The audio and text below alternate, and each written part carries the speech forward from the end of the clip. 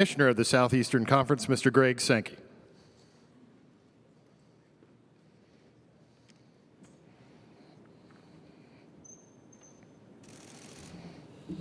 Thank you, Kevin.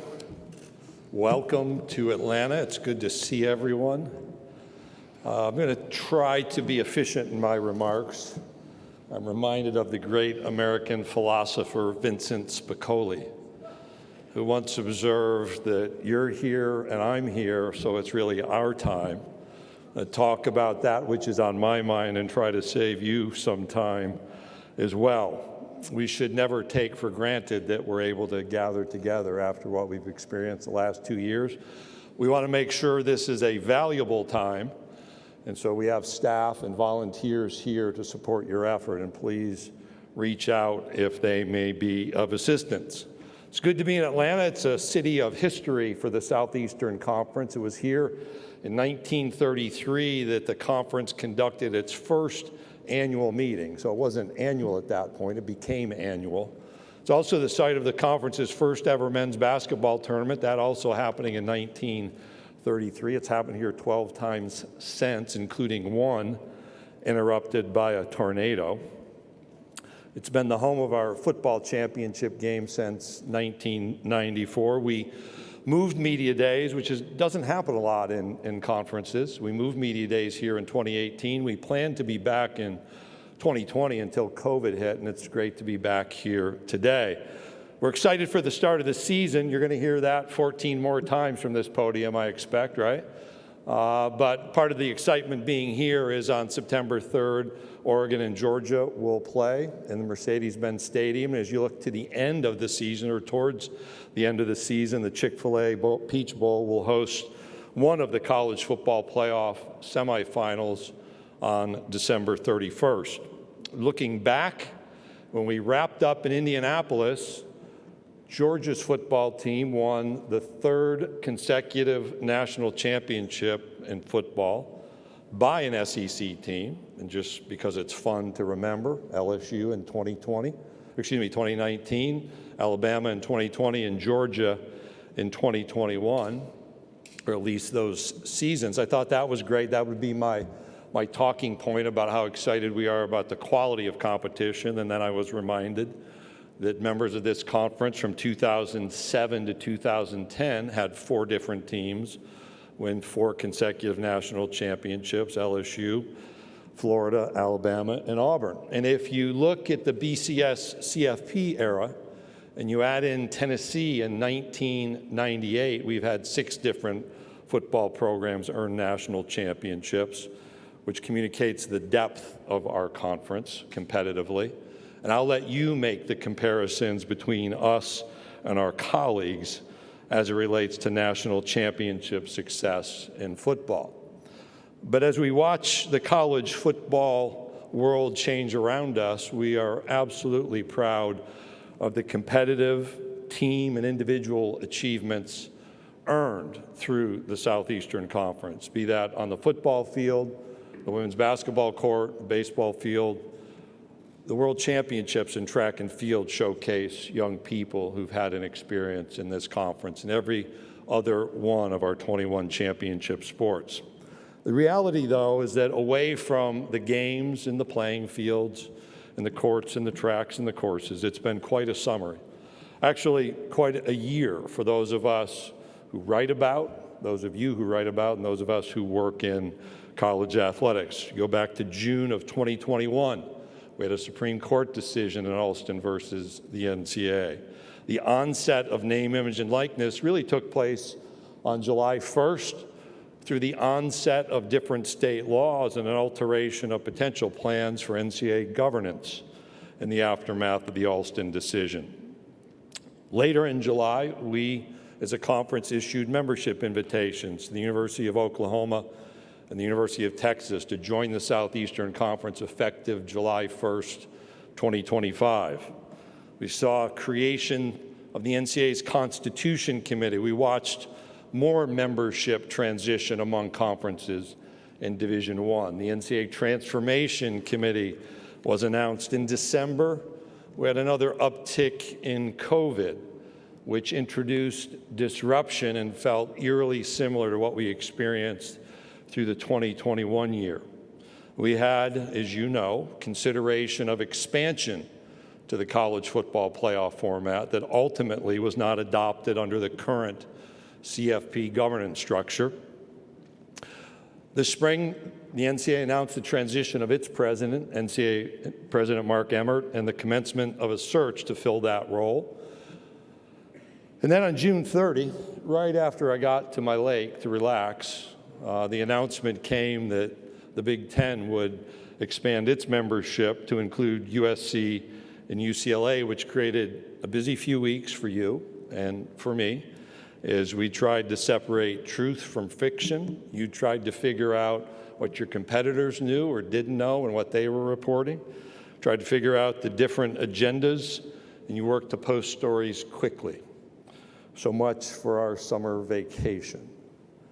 So that brings us here to begin the talking season ahead of college football. And in preparation for my comments, I went back to my first Media Days remarks in 2015. I'd been to any number of those as a member of the SEC staff, but I started reading through each year's comments, and in 2015, again here in 2018, and a couple times since, I began not with Mr. Spicoli's quote, but with a reference to Bob Dylan's "The Times They Are A-Changing." And I've never lost sight of that reality. I'm not sure we all understand what is intended by those lyrics or conveyed by the phrases that the wheel's still in spin. But times are changing more rapidly than ever. And you saw some of that play out this spring. So at our Destin meetings, we started with a small meeting of our head football coaches. And I went in with a very clear focus on a message, probably not the message that you thought I would communicate, maybe not the message they thought they'd hear, but one that was clear and direct. As I walked into the room, I learned that someone had tweeted our head football coach seating chart. And the trending topic on Twitter became not the Destin spring meetings, but look at this football coach's seating chart. But as we refocused, here's what I told our coaches. It is never going to be the same, but it doesn't have to be the way that it is.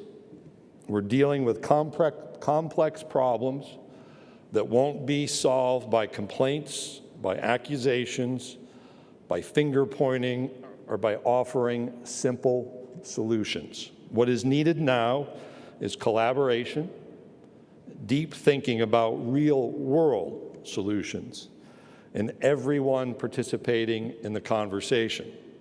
The outcome, and I shared this in real time, was we had some of the most in-depth conversations with full participation through our spring meetings that I've ever experienced. And that includes not only our football coaches, but our women's basketball coaches, men's basketball coaches, our student-athlete leadership council representatives, our athletics directors, faculty representatives, senior women administrators, and ultimately our presidents and chancellors that week. Each group recognizes that it's never going to be the way that it was, but it doesn't have to be the way that it is. And in that conversation, we recognize that all too often, what sounds like an easy solution to these complexities fails to consider the impacts that those easy answers have on many other matters. And frankly, in college athletics, we're here because we've either pushed aside some of those conversations and decisions, or we've dealt with the easy solutions rather than the complexities that account for the full breadth of outcomes and consequences. But in this environment, I'm proud to say, in my view, and I think in the view of our entire membership, the Southeastern Conference is stronger now than at any other time in our history.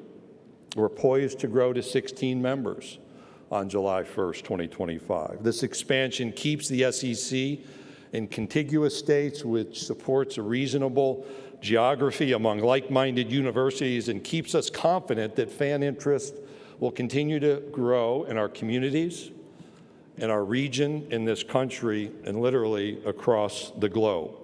There's no sense of urgency in our league. no panic in reaction to others' decisions. We know who we are confident in our collective strength, and we are uniquely positioned to continue to provide remarkable experiences educationally and athletically, along with world-class support to student athletes. It is a compliment that people from all across the country and all across the globe want to be a part of the Southeastern Conference. We understand our fan base in our region.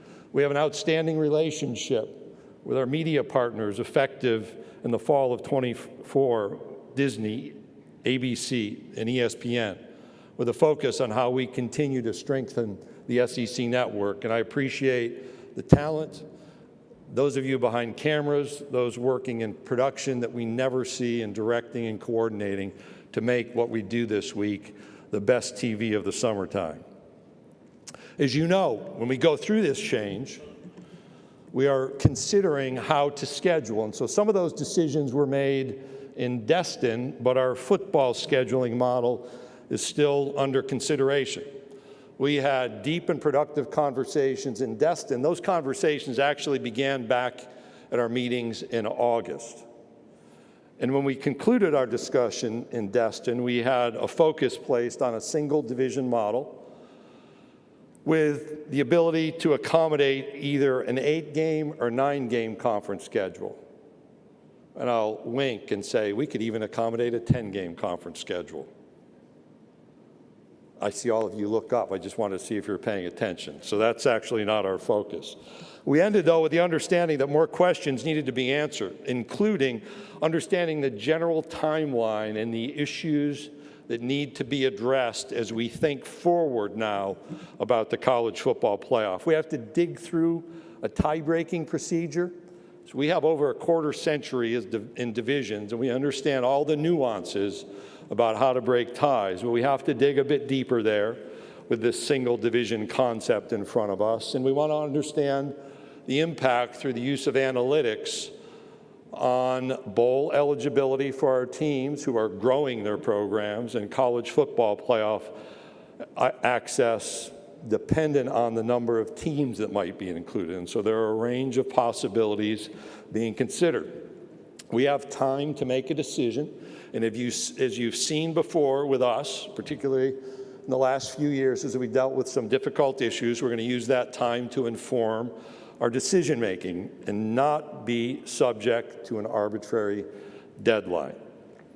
The national issues, though, go beyond the Southeastern Conference, beyond the college football playoff, beyond conference membership changes, and include important conversations about the future of the Ncaa and its ability to be effective at leading the overall collegiate athletics enterprise, and how we effectively support young people who choose on their own to engage in name, image, and likeness activity.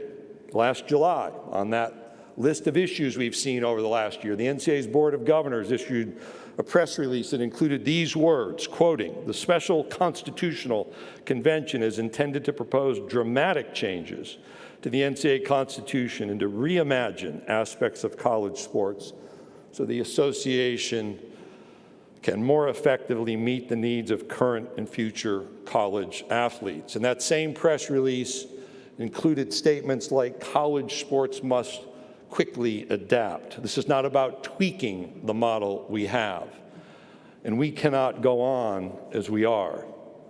At the end of that constitutional effort, what's really changed?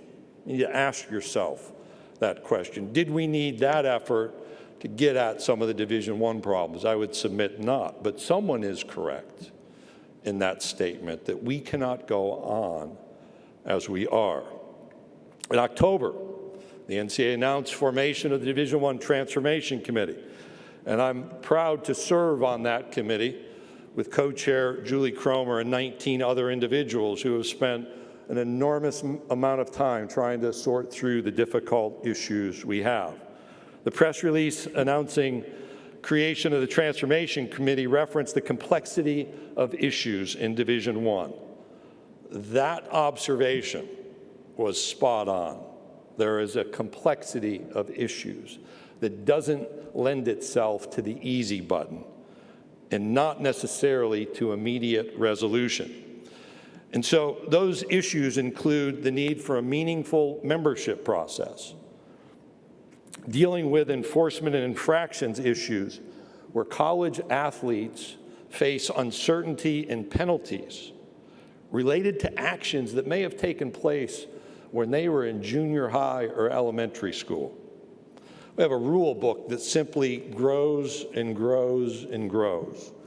We have a governance process that has key committees and councils populated by participants who rarely, if ever, speak, and who are being asked to make important national policy decisions when they may not have that same authority on their day-to-day work context on campus.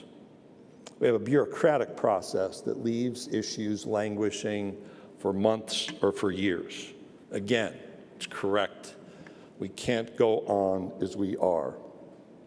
We're making progress on those issues. In August, the Division I Board of Directors will receive a report which won't solve every problem, but will deal with the issues around enhancing the student-athlete experience, modernizing the transfer rules, dealing with that rule book and trying to reduce it, and refining that infractions process with a focus on bringing matters to conclusion in a timely manner. And then as we look at the fall, we're going to have some difficult issues around membership. That issue was not created by the 5 conferences labeled the autonomy conferences or by FBS. It was assigned to the Transformation Committee by the Division I Board. We're going to have to determine how to make effective decisions in Division I. And there are incredible disparities around revenue, around expenses, around support, and around expectations in this division.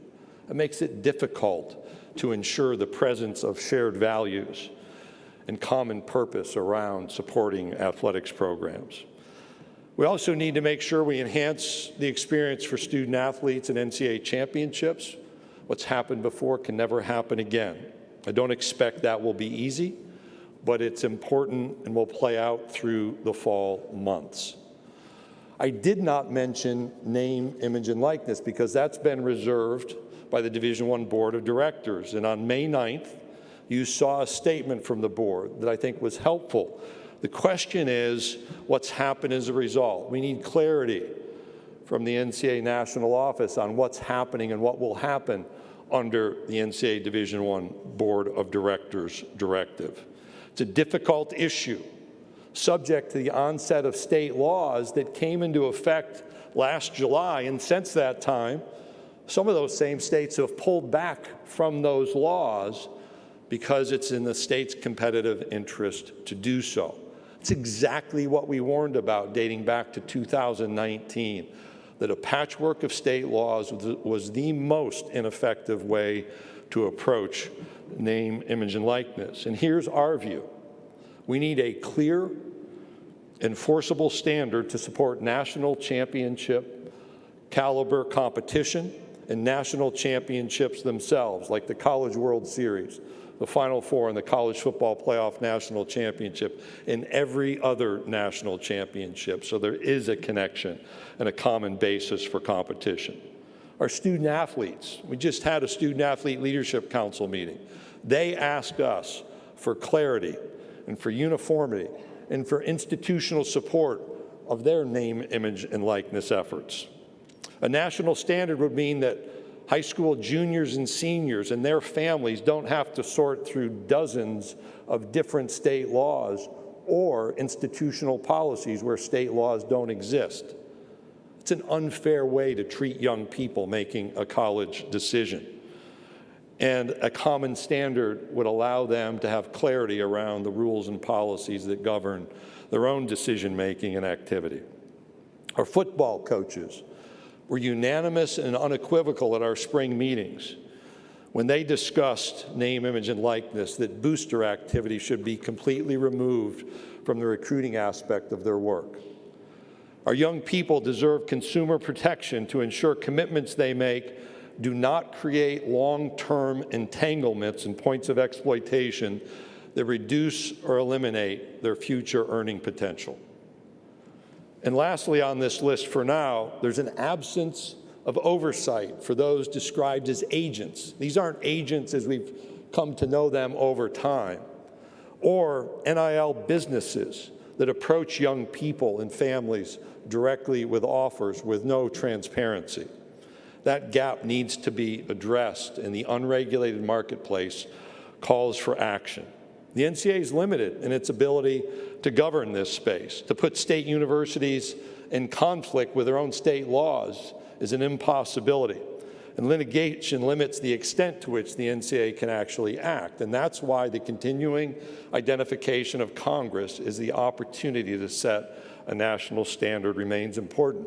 We did have conversations that if there's not a national standard, we need to explore if we can have common state laws among our 11 current states, eventually to be 12, to support healthy name, image, and likeness activities.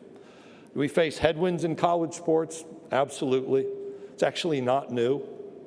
It's a decades-old problem, and those decades-old problems now rest firmly on our agendas. The SEC will not be complacent, even with the knowledge that we're in a position of strength.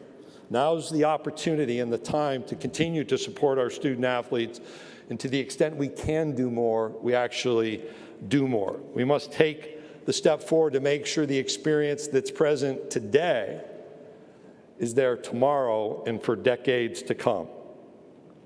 One of the great things I'm able to do is visit with leaders of today, our presidents and chancellors, athletics directors, and other key campus leaders, and the leaders of tomorrow. Those are the young people on our teams, which is why, despite the difficulties, despite the challenges, knowing the successes that are present, I'm confident that the best days of the Southeastern Conference still remain ahead. So with that, Kevin, I'll turn it to you, and we can entertain some questions, and we'll see how I do with the answers. Thank you, Commissioner. If you have a question, please raise your hand. Jack, Jake, and Preston, we will get a microphone. So we're going to start right over here in the middle. Ron, go ahead, Ron. Please give your name and affiliation. Yes, Ron Higgins, Tiger Details. Greg, do you anticipate maybe Texas and Oklahoma coming in the league early ahead of time? That's not up to me. That's about the relationship between Oklahoma, Texas, and the Big 12. We are focused on the addition being effective July 1st, 2025. Okay, we're going to go down here on to our right, second row. Richard Johnson, Sports Illustrated. Greg, with what's happened in the country the last few months, in addition to it being an election year, do you think that that makes it even more difficult for Congress to do something to make a clear, enforceable NIL policy? Go back, Richard, to March, and I made a list in a meeting of matters present, a war in Ukraine, the economy, Build Back Better that was introduced and not moved, and the differences that exist in Congress. And we have a midterm election coming up, and things that have happened over recent weeks and months have just added to that. The reality was, when I had that conversation in March, I wasn't looking to necessarily this Congress to be the solution, just because of the timing. We've had conversations with leaders from both sides of the aisles, and we'll continue to do so, because regardless of what's happened recently or what happens with the election, we need a bipartisan solution for this national concept to move forward. And if we don't, then we're going to be left not simply creating conference rules. We're going to have to deal with state laws that vary in our region, and that was actually part of our conversation in Destin as well. But the focus will remain on a national solution, and Congress is the venue for that option. Okay, we're going to go right over here on the left, about 4 rows back. Greg, John Sokoloff of WCBI TV in Columbus. You mentioned one of the bigger issues with that single division model was the tiebreakers and figuring out that stuff. What are some of the other issues when y'all think about finalizing that single division format? John, you didn't even have to introduce yourself, because I was in Omaha and heard you ask a question in those press conferences leading up to the Ole Miss National Championship. So welcome to Atlanta. The list of issues, so tiebreakers one, the number of games and what that means from a scheduling standpoint, the imbalance around 9 games versus the comfort with 8 games. What happens with non-conference schedules, and we have a requirement that 9th game right now be among an Autonomy 5 type opponent. How do we dispose of or maintain that particular policy. The impact on bowl eligibility and college football playoff access, I mentioned. When I go through 6 different teams having won national championships in the last 25 years or so, no one comes close to that number. So the level of competition here, while people want to be a part of it, we're attentive and sensitive to that. Just to be clear, nobody from TV is saying do this or do that. This is a conversation and a decision to be made among our conference membership. Okay, we're going to stay in the same section, third row back. Kirk? Kirk Bowles from the Austin American-Statesman. Greg, do you sense a lot of support for a model with 3 permanent rivals, or anywhere close to a consensus on that? And is there any interest in expanding beyond 16 teams right now? The first question is, it's under consideration, Kirk, and there are limits on the number of options available for 3 permanent opponents based upon the number of games. 9 makes that more practical. If you remember, I had 2 points when we expanded that I wanted to be front and center. One is that we engage in blue sky thinking, just let's look at the big picture. And the second is we rotate our teams through campus as frequently as possible so we don't go 12 years between visits. And so those 2 have guided us. That last one relates to the number of games, number of permanent opponents, and how many times you can move people through cleanly. And that's exactly the point of conversation. Embedded in my remarks is we're attentive, we're engaged in conversation. The great news for the Southeastern Conference is that people call and say, hey, you're doing something really special, and they kind of hint around the edges. As I went through, we know who we are. We're confident in our success. We're really looking forward to the expansion and being at 16 teams, and don't feel pressured to just operate at a number. But we'll watch what happens around us and be thoughtful but be nimble. Commissioner, we'll go to our right, second row. Charles Odom with the Associated Press here in Atlanta. Following up on what you just said, you said you don't have a sense of urgency or panic in reaction to what others are doing, but in looking at what others are doing, does it affect your receptiveness to those calls that you say you're receiving from others? Do you see this heading toward a conglomeration of super leagues, and do you have to be proactive to be at the front of that? Well, somebody will write that a smart aleck guy, we are a super league. I mean, when I walk through the recitation, this is a super league. So as I visited with our presidents and chancellors and ADs, now understand the timing is this news broke June 30. I did not gather that group until the next Wednesday. I wanted to make sure I learned what was actually happening. But also I didn't want a story like on Friday, the day after, oh, the SEC presidents are gathering, and then you have this ripple effect of they're going to do something. And so we wanted to be patient and wanted to communicate.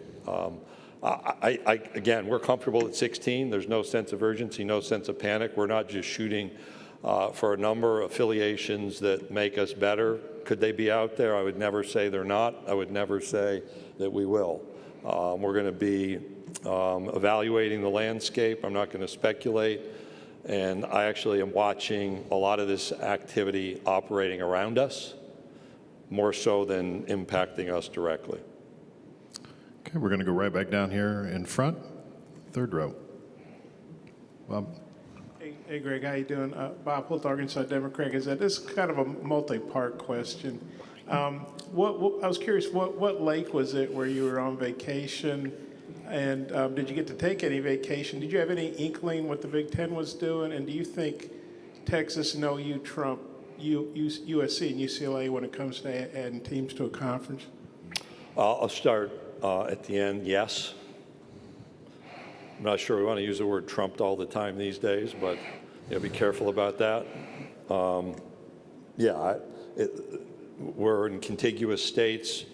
It's a southeast quadrant. I do have a few letters about what's southeast mean, but we are in the southeast quadrant of the United States. Those 2 additions actually restore rivalries. The Texas-Arkansas game last year was pretty special, but that goes back a long way. Obviously, Texas and Texas A&M rivalry will be like our in-state rivalries across the league.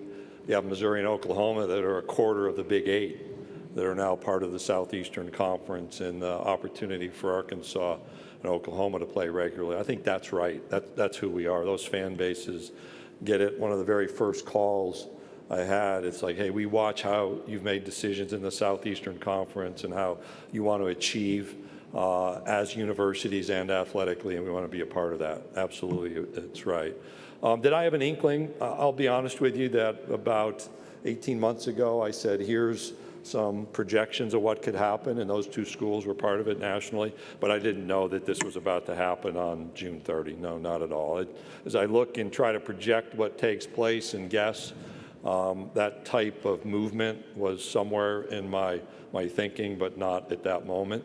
And it's where I grew up, in Skaneateles, New York. Skaneateles. So I've lived in two places that are tough to spell, Skaneateles, New York, and Natchitoches, Louisiana. You're going to have to get Natchitoches on your own. We'll stay in the same section, a row back. Hey there, Greg. This is Lane Higgins from the Wall Street Journal. Where are we at, Lane? Right here. I wanted to ask you about how your thoughts on access to a college football playoff might be evolving, because I know, before this latest wave of realignment with USC and UCLA moving, you had been very adamant on an 8-team model with 5 automatic bids. And No. I'm going to come back to that, but okay. I meant against that. Against that. Not supportive of that. Okay, Yeah, right. I'm sorry. You had strong opinions about it. Herb's going to get on me for interrupting you, so I apologize, Lane. That's okay. But I'm curious how your views of what a potential model when the playoff would expand might look like, given that we are in this current state of flux where maybe the conferences are changing and, maybe automatic bids might not be given equal weight given where conferences are heading. Just to be clear, and I apologize for my rudeness there, but that one, somebody's live tweeting, and I'll be credited with that thought. I walked into one of the first meetings when we were looking at the format and said, if we want to expand to 8 teams for the playoff with no automatic bids, I'll have that conversation. But moving to an 8-team playoff and granting what were going to be 6 automatic bids and reducing at-large access is unwise.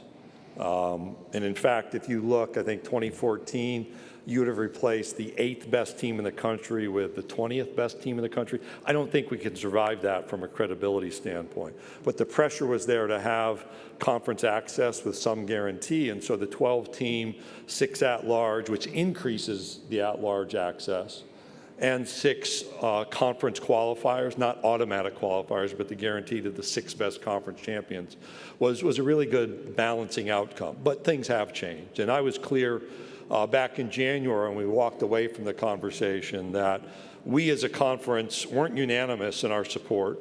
I had, as commissioner, moved people forward to the point we were supportive as a league. And if we're going to go back to square one, then we're going to take a step back from the model introduced and rethink the approach. Number of teams, whether there should be any guarantee for conference champions at all. Just earn your way in.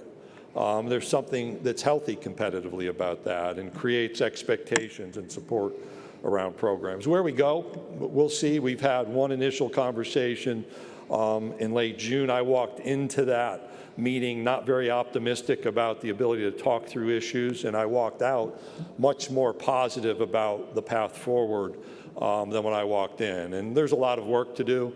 We have time and we'll use it. And it's the same type of issues that you've heard, AQ or no AQ, how many teams, what's the relationship to the bowls, when do we play these games on a calendar. We really need to look at that more deeply than we did in the previous iteration. So we'll see how it goes. But those are the realities. But I'd be fine with no AQs, whether it's 4 like we have now. It's a model that's worked, 8, 12, but the inclusion of conference champion access was I thought an effective compromise at a 12-team playoff. We have time for a few more. We're going to start right here on the front row on the right.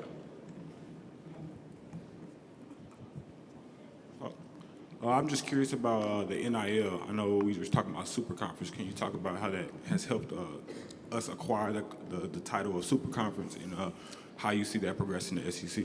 I think we, the Southeastern Conference, were a super conference before name, image, and likeness. In fact, I provided that clever answer a few times over the last 7 or 8 years.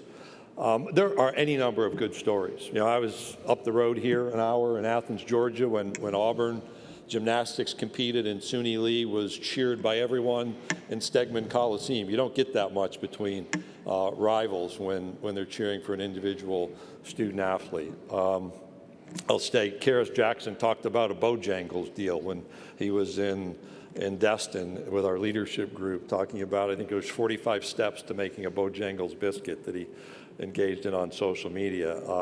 Olivia Dunn at LSU is one of the good stories, very prepared, very ready for that. Those are the activities that we thought would be present and should be present, allow young people to build the brands. And I think there are many more stories beyond just what you read in recruiting that are positive. But one of the concerns up front was that we not do this state by state. We need uniformity.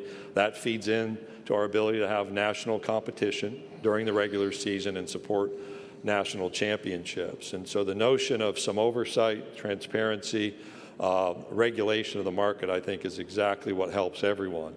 And I'm convinced, regulated or unregulated, we can do well, but I think the unregulated market creates a set of problems for the people involved, whether it's young people and their families trying to make decisions, the potential for long-term life entanglements and deals that aren't understood and evaluated, the lack of support, the taxation that comes.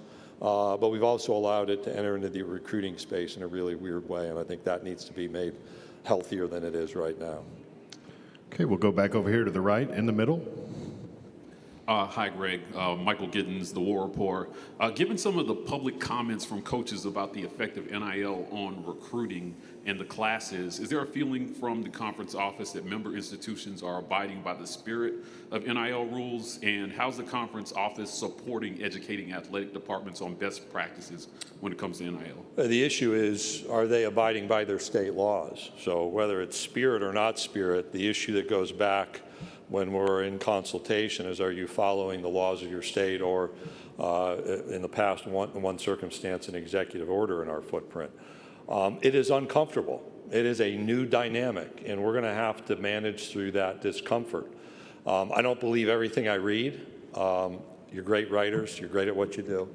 But I don't believe everything I read has the depth of information or the depth of analysis, because what I've not read is the points of concern where young people have lost opportunities or promises and commitments haven't been fulfilled. I look forward to reading those types of analyses. But the focus from the conference office is on providing guidance back to the states that have to provide the information. And we provide educational information. It's tough when that changes routinely through states. And in our footprint, there are 11 different state laws. And then you have questions coming in about the laws or lack of laws in effect in every other state as well. Okay, we'll take one final question over to our left, second row.